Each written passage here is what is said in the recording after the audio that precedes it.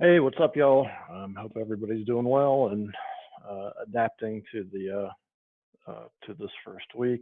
Um, as usual, I'm joined by my teaching assistant Leo, who is looking on making sure I don't say anything too dumb.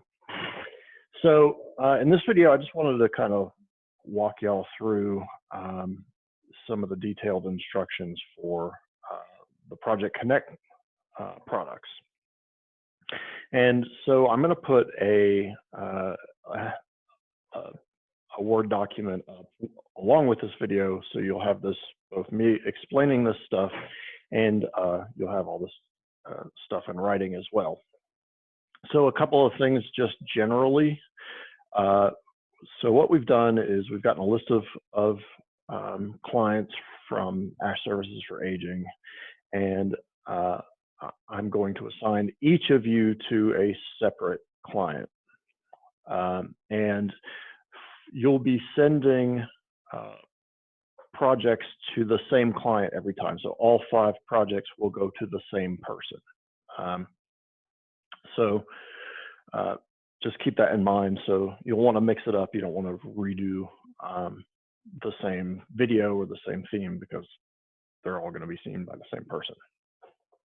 There's three possibilities. You can do videos, you can do letters, you can do an art or a craft project, and you could do any combination of those. So you could do 5 videos, you could do 5 letters, you could do 5 art projects. But the point is, don't reuse projects. I'm also going to have you complete a brief proposal for each of the 5 projects, just to tell me what you're thinking about doing. So each week you'll see a little quiz called, project proposal. Basically, what category are you doing, and a 1 or 2 sentence description of what you think the project's going to be. And so those will be due every Sunday at 11:59, starting this coming Sunday, which is March 29th. The projects themselves will be due Fridays at 11:59, starting on April 3rd. So, when I say due, I mean that if you do a video, that needs to be uploaded by Friday at 11:59. If you do a letter, or you do an art project or a craft project, you will be required to upload pictures of those things by 11:59 on Friday. So don't worry about the mail and how long it takes them to get here. What I'm more interested in is that you have them, you're working on them. So more on that in a minute. For the videos, these should be 5 to 10 minutes in length, be uplifting and encouraging in nature. And I just want to point out, we're not looking to make suicide prevention videos. We're making caring contact videos. So you do not need, nor should you, mention suicide or suicide information explicitly. This is just to create some personal contact with these folks. That's the prevention. We don't have to hit them over the head with the suicide prevention stuff explicitly. Personalize these videos. Use the client's name. So you're going to get clients' names, and we're only going to get first names to protect their privacy. So you're going to have the person's first name. Use their name when you're doing your intros or you're doing your outros of your videos. Tell them a little bit about yourself in your first video.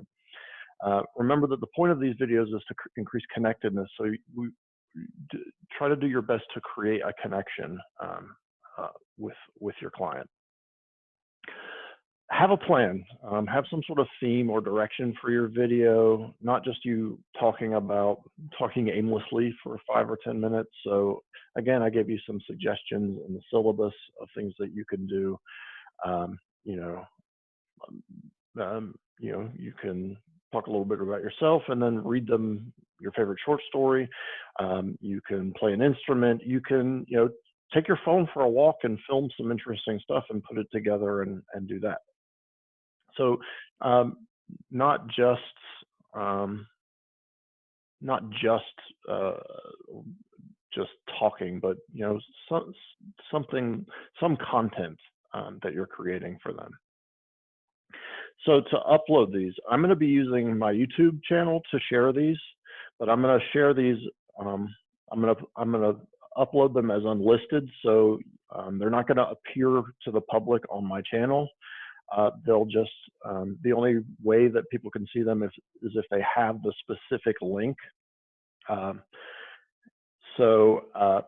You know, this is of course to protect your privacy and make sure you don't get a bunch of nasty YouTube comments on your video, which I'm sure probably wouldn't happen anyway. But to protect your privacy, they will be uploaded to YouTube, but they will be unlisted. If you got concerns about that, contact me. And also, if you'd like your videos deleted at the end of the semester, just reach out to me at the end of the semester, and I'm happy to do that. So making the videos. If you have a smartphone, if you have an iPhone or an Android, it should be no problem. Those default formats are either .mov or .mp4, and both of those are fine. They will go straight up to YouTube, no problem.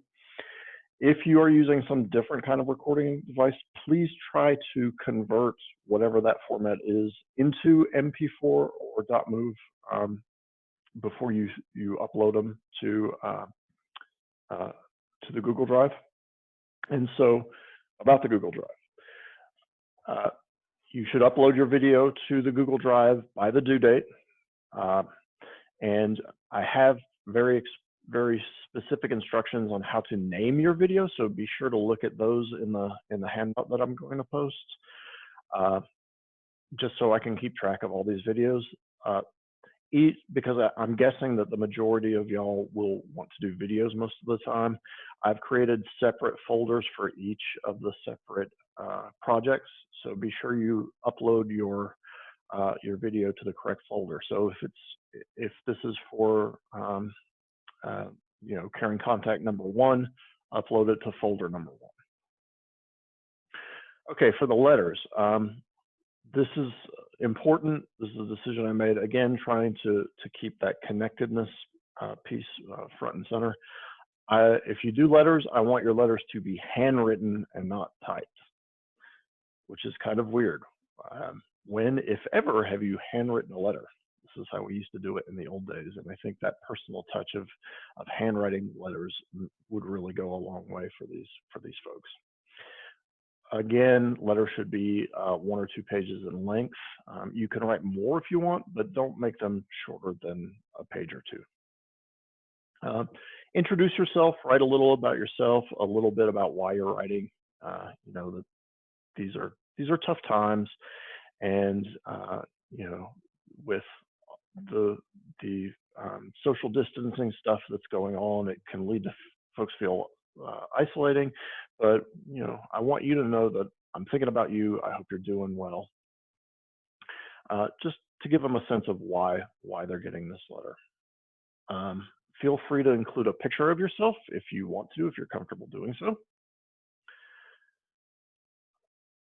I'm requiring this piece. Encourage them to respond. Ask them if they want to. Feel free to write back. They can either give their response letters to their person, whether it be their home health aide or whether it be one of the staff in the assisted living facility, and then they can give it to us and I can get it to you.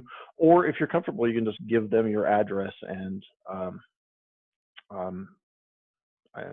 they can mail it directly to you. So whatever you're comfortable with. So at least initially, I want all these letters to be sent to me and I will deliver them. So I put my home address up on As You Learn. So what you want to do here is, so you have your letter. Let's see, yeah. So you have your letter. You'll put your letter in, first you'll take a picture of it. So you take a picture to upload, and you put your letter into an envelope like this, you know, to your client from you, and you'll seal that up And ideally, you'll stick this in a bigger envelope like this, and then mail this one to me. That way I can open it, take this letter out, it's ready to go for the client. If you don't have any of these, and I know things are getting a little touch and go with social distancing and a lot of non-essential businesses are closing. If you have to, and you've got envelopes at your house, just put it in here, address it to me, and I'll go ahead and when I get it, take it out of that envelope and put it into another envelope that says to and from. That way, if you're not comfortable sharing your address, you don't have to.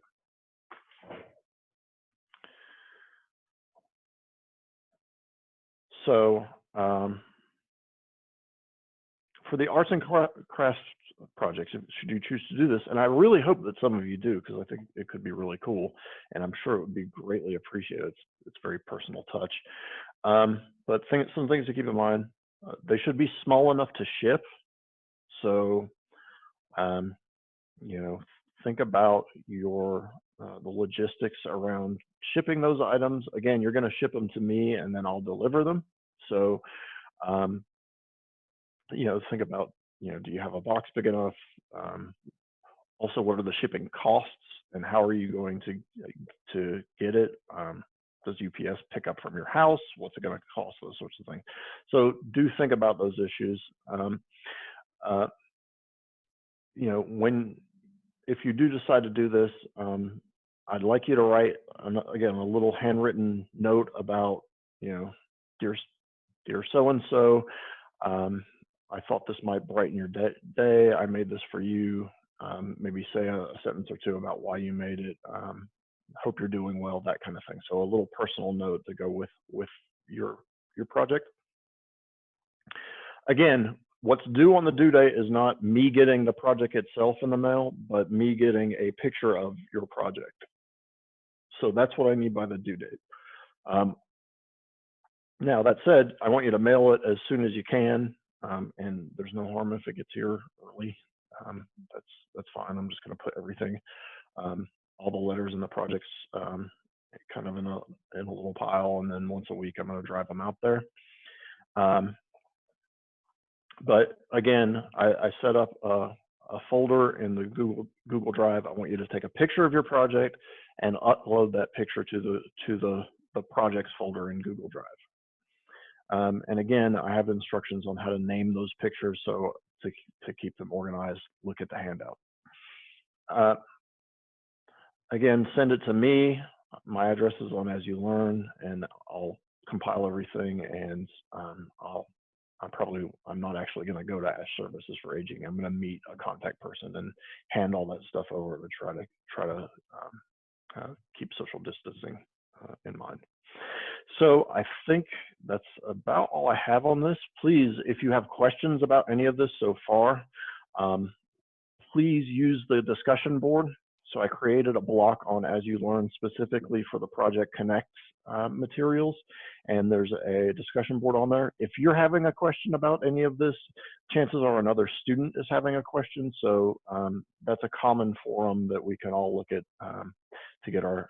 so I can answer questions that come up. Again, I hope everybody's doing well, oh, last thing, look for lecture videos to start coming out by the middle of the week or so. And then we'll pick up from there. And your first quiz is due on Thursday night. And until next time, be safe out there. Take care.